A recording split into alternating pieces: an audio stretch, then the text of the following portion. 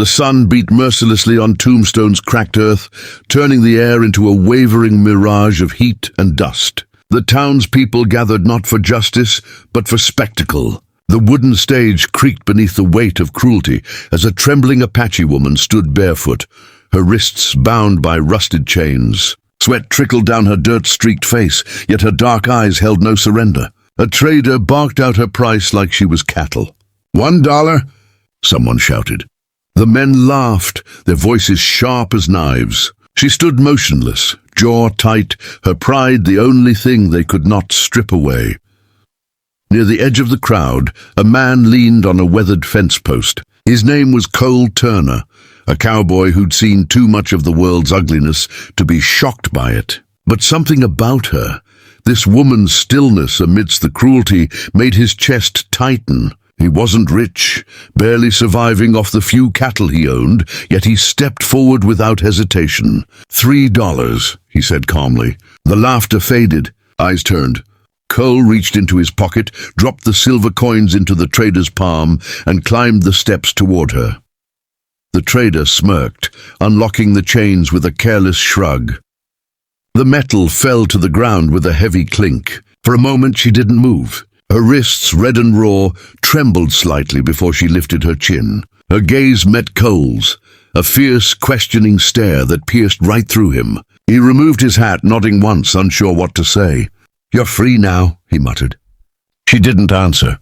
Instead, she looked past him, at the horizon, as if freedom was a direction she could still walk toward. The crowd murmured, disappointed the show was over. Cole led her quietly out of town, ignoring the whispers behind him. They walked along the dusty trail toward his small ranch a few miles west. She said nothing, her steps light but unsteady. When she stumbled once, he reached out instinctively, but she pulled away, pride burning brighter than pain. By the time they reached his cabin, the sun had begun to sink behind the red cliffs. He pointed to the small water barrel by the porch. "Drink," he said simply. She hesitated, then knelt, cupping her hands in the cool water like it was sacred. As night fell, Cole lit a lantern and poured her a bowl of stew. She ate slowly, cautiously, her eyes never leaving him. "What's your name?" he asked finally. Silence, then softly, "Noka." The word carried both weight and mystery. "You can stay here tonight," he said, nodding toward a spare blanket near the fire. She looked at him for a long moment, then whispered something in her language, something he didn't understand, but somehow felt. She lay down, her back to him, and within minutes her breathing slowed into sleep. Cole sat awake long after, staring at the flames. He'd fought in the war, seen men lose everything, including their humanity. He wondered if this woman had lost hers, or if she still carried pieces of a world that had been destroyed. When he finally drifted to sleep in his chair, the sound of the wind through the canyons carried faint echoes of a song. It took him a moment to realize Noka was singing in her dreams. Morning broke soft and golden. Cole stepped outside to tend to his horses, but stopped when he saw her standing by the corral. The rising sun painted her in gold, her hair now clean and flowing in the wind. She reached out gently to stroke one of the horses, her lips moving silently as if speaking to it. Cole watched quietly. "You like them?" he asked. She nodded once. "Free," she said, her accent thick. He smiled faintly. "Yeah, they don't take orders from anyone." Over the next few days, she stayed, helping with chores without being asked, mending things with quick, skilled hands. She never complained, never asked questions. Yet each evening, she'd sit by the fire and hum those same haunting melodies. Cole began to look forward to the sound. He found himself talking more, telling her about his past, how he lost his brother in the war, how he never went back east again. She listened, her eyes reflecting the flames. One night she finally spoke. "My people, gone," she said softly. "Men with rifles, fire, smoke." Cole swallowed hard, unable to answer. As the days passed, a quiet trust began to form. Cole started to see her not as someone broken, but as someone stronger than most men he'd known. One evening, while fixing a fence post together, she cut her hand. He reached to help, wrapping a strip of cloth around her wound. For the first time, she didn't pull away. "Why help?" she asked, looking up. He hesitated, then said, "Because someone should have helped me once." The air between them shifted, unspoken understanding, fragile but real. When they returned to the cabin, she sat closer to the fire than usual. The orange light danced in her eyes as she murmured, "You have good heart, Cowboy." He chuckled softly. "Most folks would argue otherwise." She shook her head. "Not most, just lost." He didn't know how to reply. That night, as he lay awake listening to the wind, he realized he wasn't thinking about his loneliness anymore. He was thinking about her, about the way she made silence feel less heavy. A week later, a storm rolled across the plains. Thunder cracked, and rain poured through the roof's weak spots. Cole rushed outside to bring the horses in, slipping in the mud. When he turned, she was there beside him, soaked but determined, helping him pull the barn doors shut. They laughed breathlessly when it was done, standing side by side, drenched under the leaking roof. It was the first time he'd heard her laugh, and it sounded like the first real thing in years. That night, the storm faded into calm. Cole sat by the fire, glancing at her. "You'll leave soon," he said quietly.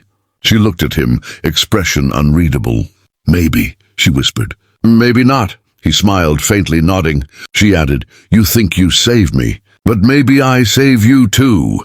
The words lingered in the flickering light, like a truth too deep to question. Outside, the desert wind howled softly through the night, but inside the small cabin, peace settled for the first time in a long while.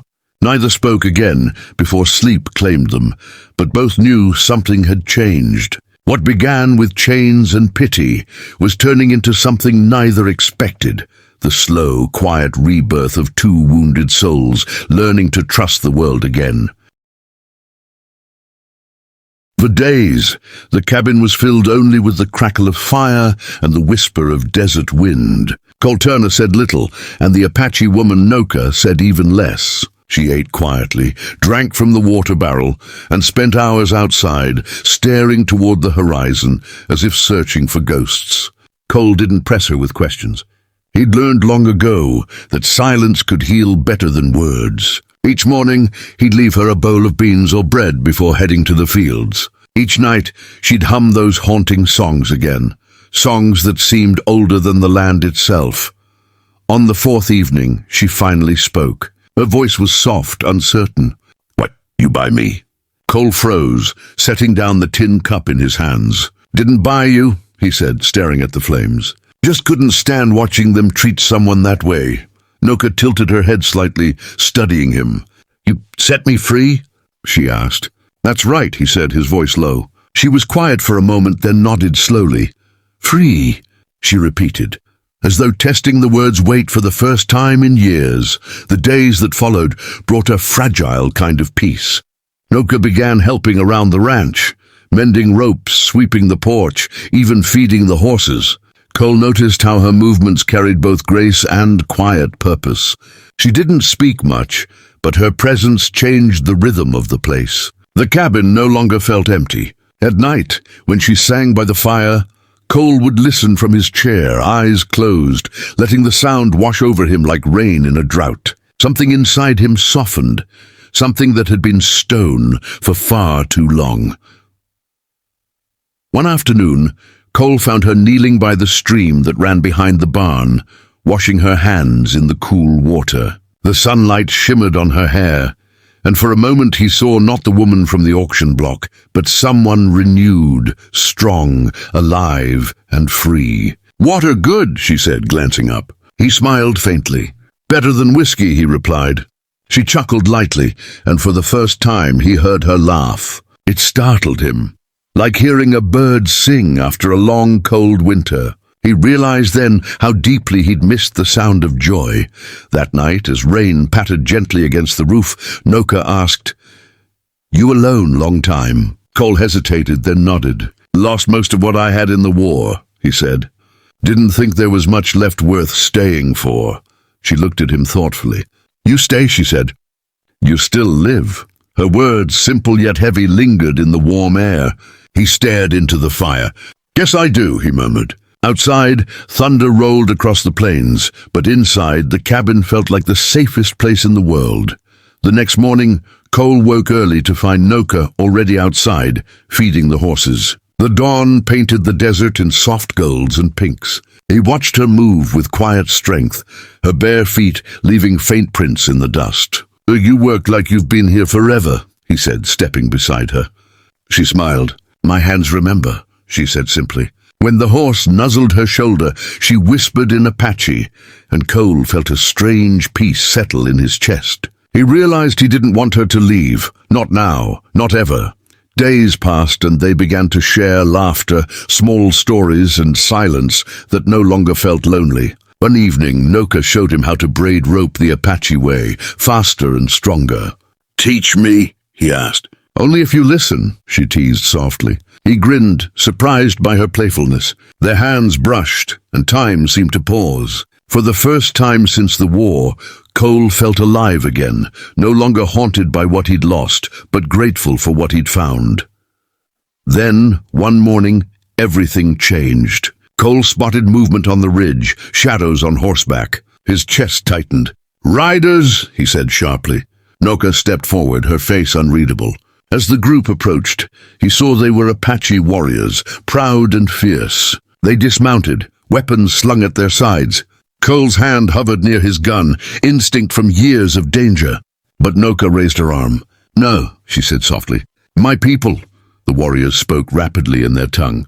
Cole couldn't understand, but he could feel the tension, like a storm about to break. Noka stepped forward, her voice strong and sure. She pointed to Cole, then to herself, speaking words heavy with emotion. The leader, a tall man with painted cheeks and a scar down his face, nodded slowly. His gaze softened as he looked at Cole, then back at Noka. After a long silence, the warriors turned and rode away into the desert without another word. Cole exhaled, his heart still pounding. "What did you tell them?" he asked quietly. Noka turned to him, eyes glistening. "I said, you saved me. That I stay by choice." For a long moment neither spoke. The wind rustled through the dry grass, carrying the scent of rain. Cole swallowed hard, emotion rising in his chest. "You don't owe me anything," he said softly. She stepped closer, shaking her head. "No debt," she replied. "Only heart." Her hand brushed his, gentle as a whisper. "You give me back life." "I stay because I want." Cole's throat tightened. "You'd be safer with your people," he said. She smiled faintly. "Here, I have peace." As the sun began to set, painting the sky in crimson and gold, they stood side by side, silent but connected. Cole realized that the loneliness that had haunted him for years had lifted. Noka had not only found her freedom, she had given him something far greater, the will to hope again. That night, as they sat by the fire, her hand rested lightly on his. No words were needed. The crackling flames spoke for them, the sound of two hearts finding home at last. In the months that followed, the ranch flourished. Cole taught her to ride, and she taught him to listen to the land. They worked together, laughed together, and sometimes simply sat beneath the stars, saying nothing at all. In the eyes of the world, they were an unlikely pair, a cowboy and the last Apache woman. But to each other, they were proof that mercy could heal what hate had broken. And when spring finally came, the desert bloomed again, just as their hearts had. That night, as Cole watched Noka sleep beside the fire, he whispered to himself, "Didn't buy you, just set you free." But deep down he knew the truth. She had freed him too.